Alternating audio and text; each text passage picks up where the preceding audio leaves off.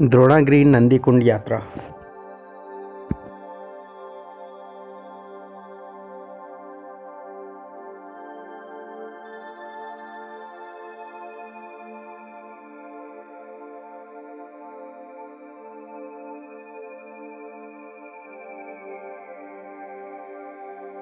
हम पहुंच चुके हैं वाटर क्रॉसिंग पे। यहाँ पर हमको गरुड़ का नाला क्रॉस करना है और सामने देखिए नदी का जलस्तर काफ़ी ज़्यादा हो गया है। हरदेवोल, त्रिशूली और गरुड़ चोटियाँ दिखाई देती हुई। पहुंच चुका हूँ नंदीकुंड पे। सामने नंदीकुंड, कुछ घोड़े खच्चर। दोस्तों, स्वागत है आपका देवभूमि एडवेंचर एंड ट्रैकर में। यह नंदीकुंड ऋषिकुंड भाग 2 है। इसका पहला पार्ट मैं ऑलरेडी अपलोड कर चुका हूँ और ऋषिकुंड से आगे की जर्नी इसमें है। ऋषिकुंड से वापस लौटते हुए हम लोग बरसात के मौसम में हिमालयी जो बुग्याल होते हैं वह रंग बिरंगे फूलों से भर जाते हैं। सामने नीलकमल और उनके साथ साथ कुछ गुलाबी फूल जो आपको दिखाई दे रहे होंगे। यह अपर बागनी ग्लेशियर है। ऋषिकुंड से हम वापस आ गए हैं और सामने जो आपको दिखाई दे रहा है यह है हमारा कैंप साइट जो कि लोअर बागनी में स्थित है। और यहाँ से अभी कैंप होल्ड करके हमें वापस निकलना है। लोअर बागनी के पास में ही मैंने बताया था कि बागनी नाला निकलता है और सामने देखिए बागनी नाले को निकलते हुए। यहाँ पर बरसात का मौसम है, इस वजह से काफ़ी जलधाराएं फूट रही हैं। और इस तरफ को यह गरुड़ का नाला है। गरुड़ के इस नाले में पानी की मात्रा काफ़ी बढ़ गई है। आप लोग देख सकते हो, जब हम कल गए थे यहाँ से ऊपर को तो उस टाइम पर इसमें इतना ज़्यादा पानी नहीं था, लेकिन यह पानी अब काफ़ी ज़्यादा मात्रा में बढ़ गया है। तरह तरह के रंग बिरंगे पुष्पों से सजी हुई यह घाटी। यहाँ पर आपको रंग बिरंगे तरह तरह के फूल दिखाई दे रहे होंगे जो कि नदी के दोनों तरफ हैं। और यह गरुड़ नाला है जिसे अभी हमें क्रॉस करना है। हम पहुंच चुके हैं वाटर क्रॉसिंग पे। यहाँ पर हमको गरुड़ का नाला क्रॉस करना है और सामने देखिए नदी का जलस्तर काफ़ी ज़्यादा हो गया है। और देखिए हम किस तरीके से इसे पार करने की कोशिश कर रहे हैं। इसको चल कर के पार नहीं किया जा सकता या कूद करके पार नहीं किया जा सकता, क्योंकि इसमें पानी की मात्रा काफ़ी बढ़ गई है। मैंने जैसे तैसे इस नदी को क्रॉस किया है जंप मार करके, और उसके बाद मैं उधर से रास्ता बना रहा हूँ क्योंकि हमारे साथ लगेज है। पहले लगेज को पलीपार पहुँचाना होगा, इसलिए प्रॉपर एक क्रॉसिंग की जाएगी।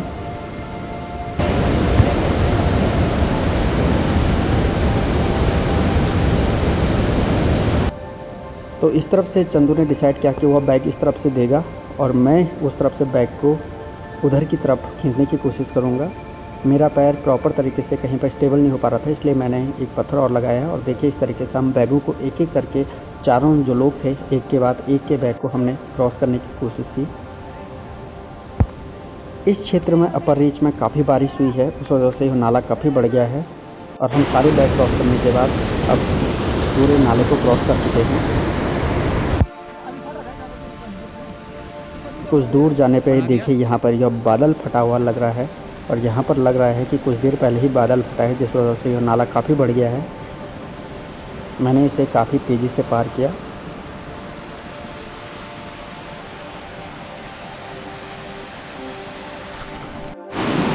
बेटा तेज होते हैं ना बहुत।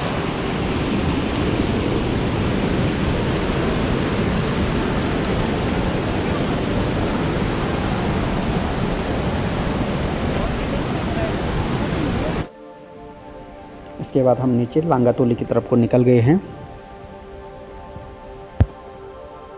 यहीं पास में ही दो जलधाराएं दिखाई दे रही होंगी। यह अपर गरुड़ और बागनी नाला दोनों यहीं पर मर्ज होते हैं।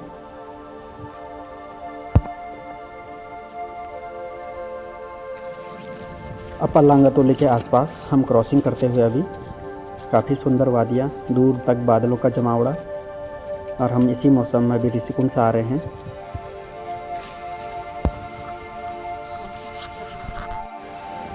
नीचे गर्जना करती हुई बागनी नाला और उसके पलीपार सेम खर्क के आसपास हम लोग इस टाइम।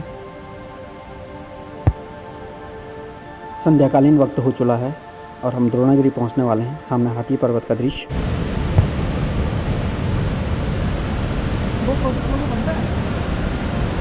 पता नहीं यार मेरे को।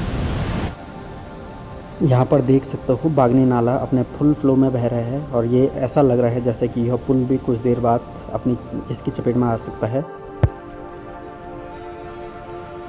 दूर दिखता हुआ हाथी घोड़ा पालकी बरमल और ऊटी का डांडा। और हम लोग पहुंच चुके हैं द्रोणागिरी के ऊपर की रिज पे। बरसात के मौसम में द्रोणागिरी की पूरी घाटी रंग बिरंगे फूलों से आच्छादित रहती है और तरह तरह के फूल आपको जगह जगह पर देखने को मिलेंगे। और ये द्रोणागिरी के गांव के आसपास हमको इस तरह के रंग बिरंगे फूल देखने को मिले। चारों तरफ रंग बिरंगे फूल और हरियाली, यही इस मौसम की खूबसूरती है।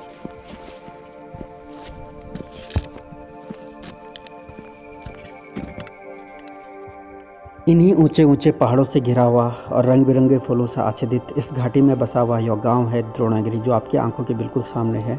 द्रोणागिरी गांव, जहां के लोग कभी हनुमान की पूजा नहीं करते हैं। कहते हैं कि भगवान हनुमान जी इनके देवता जो कि द्रोणागिरी हैं, उस पर्वत का एक अंश काट करके तोड़ करके यहाँ से दूर लंका ले गए थे और उन्होंने इनके पर्वत को खंडित कर दिया था। इसलिए इस गांव में हनुमान की पूजा वर्जित है। और साथ ही साथ यहाँ पर कोई भी अपने बच्चों का नाम रामचंद्र जी के नाम पर या लक्ष्मण के नाम पर नहीं रखता है। मुश्किल से 20-30 परिवारों वाला यह गांव समुद्र तल से 3100 मीटर की ऊंचाई पे है। इस गांव तक पहुंचने के लिए आपको 7 किलोमीटर का पैदल ट्रैक करना पड़ता है, जो कि रोइंग से शुरू होता है। और सामने देखिए खूबसूरत वादियाँ द्रोणागिरी गांव की। दूर इस तरफ को नंदी कुंड है, जहां हमें अभी जाना है। संध्याकालीन वक्त और दूर पहाड़ों पे बादल लहराते हुए।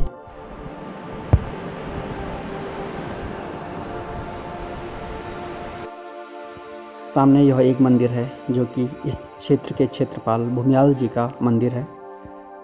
वही इस धरती के मालिक है। द्रोणागिरी में ज़्यादातर जो घर हैं वो पत्थर के बने हुए हैं। यहाँ पर पत्थर और लकड़ी का ही आपको इस्तेमाल मिलेगा घरों को बनाने में। और ज़्यादातर घर पुराने हैं, कुछ घर खंडर हो चुके हैं। और रंग बिरंगे फूल इस गांव में आपको देखने को मिलेंगे। यहाँ पर पानी का एक धारा है और वहीं पास में ही एक सार्वजनिक शौचालय है। बढ़िया है। यह गांव अपनी खूबसूरती के लिए काफ़ी प्रसिद्ध है।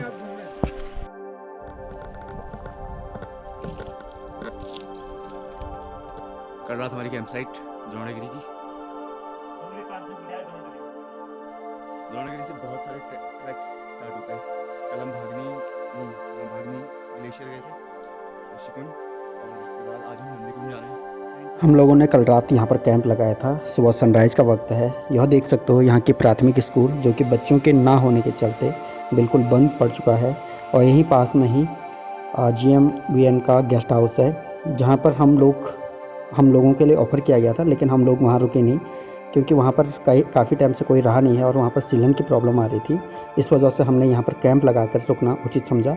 और यह रास्ता नंदी कुंड की तरफ जाता हो, जो इस तरफ को आपको दिखाई दे रहा होगा। अभी टाइम हो रहा है पूरा 7 बजने और हम लोग 7:15 एग्जैक्टली, और हम लोग निकल गए हैं नंदीकुंड की तरफ। यहाँ से अप्रॉक्सीमेटली 4 किलोमीटर है नंदीकुंड। और मेरे साथ है वेद भाई और चंदू भाई। आप सही दिख रहा होगा होपफुली। नंदीकुंड की तरफ जाते हुए काफ़ी खूबसूरत रास्ता, ऊंची ऊंची झाड़ियाँ जिनमें रंग बिरंगे फूल, हाथी घोड़ा बरमल जैसी चोटियाँ सामने दिखती हुई। विहंगम नज़ारा द्रोणागिरी से नंदीकुंड निकलते हुए। हम पहुंच चुके हैं उस पॉइंट पे जहां से एक तरफ द्रोणागिरी गांव है, तो यहां से आगे का रास्ता नंदीकुंड के लिए सीधी चढ़ाई वाला रह जाता है। और यहां पर थोड़ी देर के लिए हम लोग रुकते हुए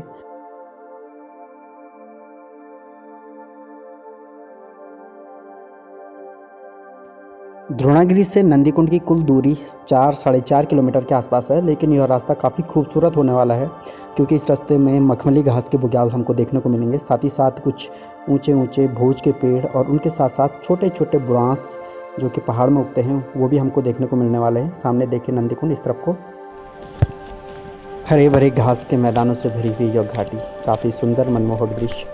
सुबह का समय, आधे क्षेत्र पर धूप आ चुकी है और आधे क्षेत्र पर अभी आनी बाकी है। ऊंची ऊंची झाड़ियाँ जो कि हमें इस दौरान देखने को मिली। काफ़ी पानी के स्रोत इस रास्ते में हैं। और यहाँ पर से देखिए छोटे छोटे बुरांस के पेड़, जो कि एक जंगल के रूप में हमें देखने को मिला। बरसात के मौसम में पहाड़ों की खूबसूरती अपने अलग ही चरम पे होती है। रंग बिरंगे फूल, हर तरफ बिखरी हुई हरियाली बस आपका मन मोह लेती है।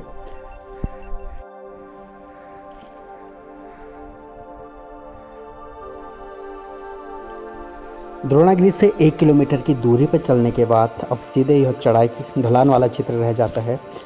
हम कहें तो नंदीकुंड के लिए हमें सीधी चढ़ाई चढ़नी है, जो कि बीच में बुग्यालों और बोल्डरों से होते हुए जाएगी। सामने उस रिज पे हमें जाना है जो बिल्कुल ऊपर दिखाई दे रहा है।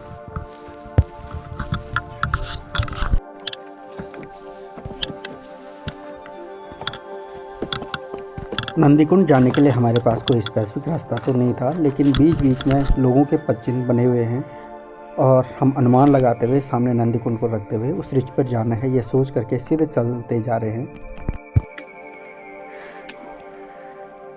सामने द्रोणागिरी गांव का सुंदर नज़ारा, उसके कुछ पली पार जो ये ढलान है, ये कनारी खाल की ढलान है और उसके पीछे ये घर पक्का पहाड़ है। कनारी खाल से आप मलारी जा सकते हो, बीच में एक और मैदान आता है, एक और रिवर क्रॉस करनी पड़ती है, उसके बाद कौवा खाल आता है। कौवा खाल से आप मलारी पहुंचते हो। लगभग 1 दिन का समय लगता है इसको कवर करने में। इधर से हिमालय की कुछ बृहत्तम चोटियाँ नज़र आती हुई, जिसमें गरुड़ और गरुड़ के पीछे शायद से त्रिशूल, जहाँ तक मुझे लगता है ये त्रिशूल ही है। और बहुत ही सुंदर नज़ारा सामने, लंपक, गरुड़, हरदेवल, त्रिशूली, इन सारी चोटियों का अभी हमको लगभग 1-2 किलोमीटर के आसपास और चलना है।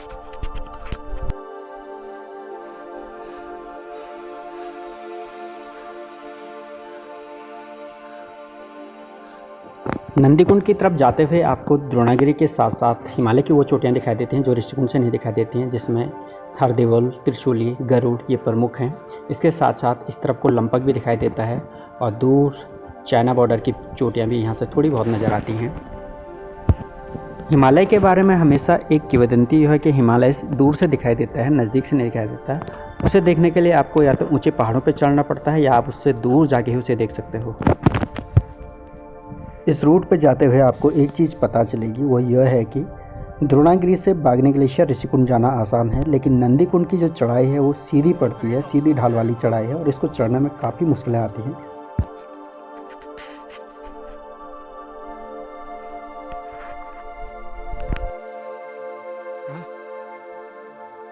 जिसमें हल्की हल्की बर्फ पड़ी है। हिमालय की 7000 मीटर से ऊपर की 3 चोटियाँ जो कि इस ट्रैक से आपको दिखाई देंगी, उनमें प्रमुख हैं हरदेवल, त्रिशूली और द्रोणागिरी। ये तीनों चोटियों को सबसे क्लोज से आप इसी ट्रैक से देख सकते हो। ये चोटियाँ आपके ऋषिकुंड से भी नहीं दिखाई देते हैं। सामने देखे हरदेवल, त्रिशूली और गरुड़ चोटियाँ दिखाई देती हुई। दूर दिखता हुआ खूबसूरत नज़ारा बाड़ाहोती नीति पास के पर्वतों का, और सामने देखिए खूबसूरत घाटी द्रोणागिरी की, हिमालय के ऊंचे ऊंचे पर्वत और इस तरफ को यह द्रोणागिरी के ठीक ऊपर का ढाल।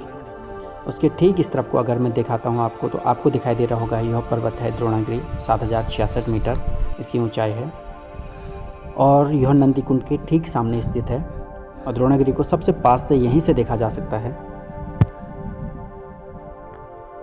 दोपहर के बाद इन पहाड़ी चोटी पर लगभग बादल निकल आते हैं और ये हमारे व्यू को ढकते हुए धीरे धीरे, लेकिन काफ़ी खूबसूरत दृश्य। इस राह पे चलते हुए आपको एक रिज के बाद अगला रिज दिखाई देगा और यह काफ़ी थकाऊ है, काफ़ी दमघोंटू चढ़ाई है, सीधी चढ़ाई है,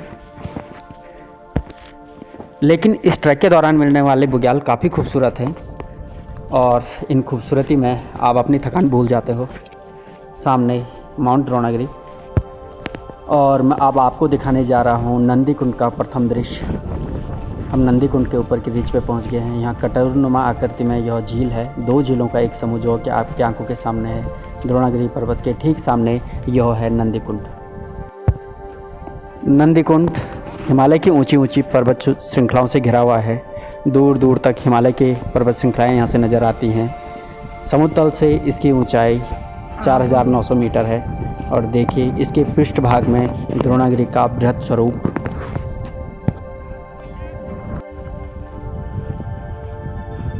नंदीकुंड के आसपास याक रहते हैं और यह याक वही जीव हैं जो कि सर्दियों में सामान ढोने का काम करते थे। तिब्बत में इनसे सामान ढोया जाता है, लेकिन यह यहाँ पर वन जंगलों में रहते हैं और यह काफ़ी शर्मीले स्वभाव के होते हैं, इसलिए यह हमारे कारण भाग करके सुक्की घाटी की तरफ चले गए हैं, जो कि ये सामने द्रोणागिरी की तरफ है। और दूर देखिए इस तरफ को नंदीकुंड।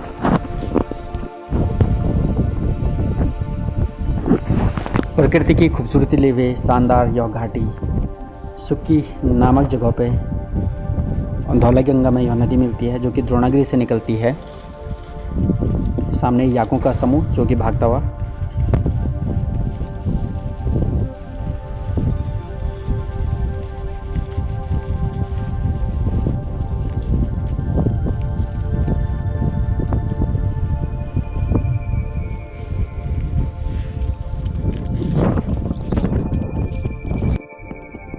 हिमालय में न जाने ऐसी कितनी घाटियां हैं जिनमें जाकर के आपको शांति अनुभव प्राप्त होता है। उसी तरह की एक यह घाटी जो कि द्रोणागिरी के ठीक नीचे है, काफ़ी शांत और यहाँ पर काफ़ी सुंदर वातावरण जिसका नज़ारा हम देखते हुए। नंदीकुंड के ऊपरी भाग में काफ़ी सारे फूल खिले हुए आपको दिखाई देंगे। इनमें नीलकमल और ब्रह्मकमल प्रमुख हैं। इसके अलावा यह जो बटरफ्लाई फ्लावर्स होता है यह भी काफ़ी प्रसिद्ध है। एक छोटा ब्रह्मकमल, इधर से आगे आप देखोगे तो कुछ पीले पीले फूल आपको खिले हुए दिखाई देंगे और नीचे कुछ गुलाबी लाल लाल सी घाटी। इधर आपको लगातार ब्रह्मकमल का एक बगीचा दिखाई देगा नंदीकुंड के बिल्कुल पास में, काफ़ी शानदार।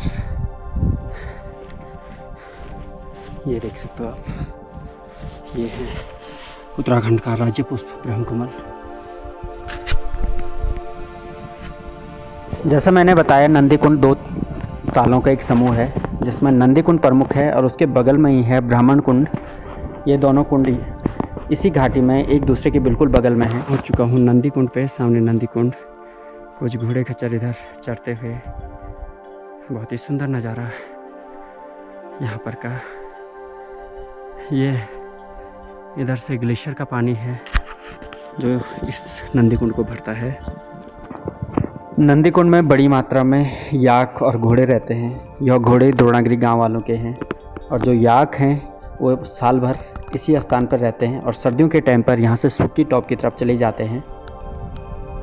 खूबसूरत नज़ारा नंदीकुंड का। नंदीकुंड के आसपास आपको इस तरह की छोटी छोटी झीलें देखने को मिलेंगी।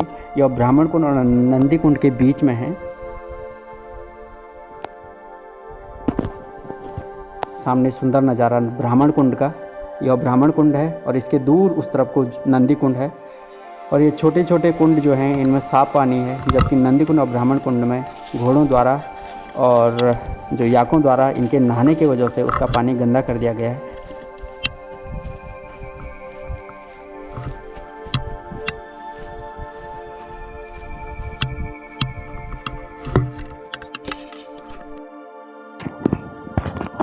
समुद्र तल से 4900 मीटर की ऊंचाई पर स्थित इस झील के बारे में मान्यता है कि यहाँ पर भगवान शिव ने महिषामर्दन का वध किया था। कहा जाता है कि जो नंदी कुंड है इसका जल काफ़ी पवित्र होता है और इसके जल को शिवलिंगों पर चढ़ाया जाता है, जबकि ब्राह्मण कुंड के जल को अपवित्र माना जाता है।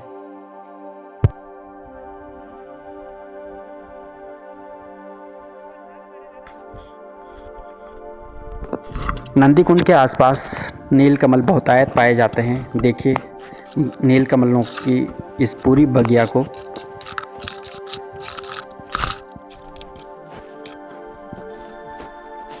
दूर यह नाला जो कि नंदी कुंड और ब्राह्मण कुंड को जल प्रदान करता है। जो आपको दिखाने जा रहा हूँ ये है नीलकमल और इनके साथ ब्रह्मकमल। नीलकमल और ब्रह्मकमल एक साथ उगे हुए यहाँ पे। यह ब्रह्मकमल, ये देखे नीलकमल और उसके ऊपर ब्रह्मकमल दोनों एक साथ। तो ये कॉम्बिनेशन आपको नंदी कुंड के आसपास दिखाई देगा। काफ़ी शानदार नज़ारा है नीलकमल और ब्रह्मकमल का यहाँ पे।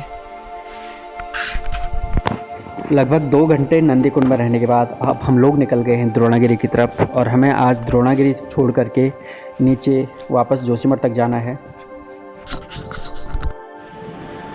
दोस्तों, द्रोणागिरी और नंदी कुंड ऋषिकुंड का यह ट्रैक मैं यहीं पर ख़त्म कर रहा हूँ।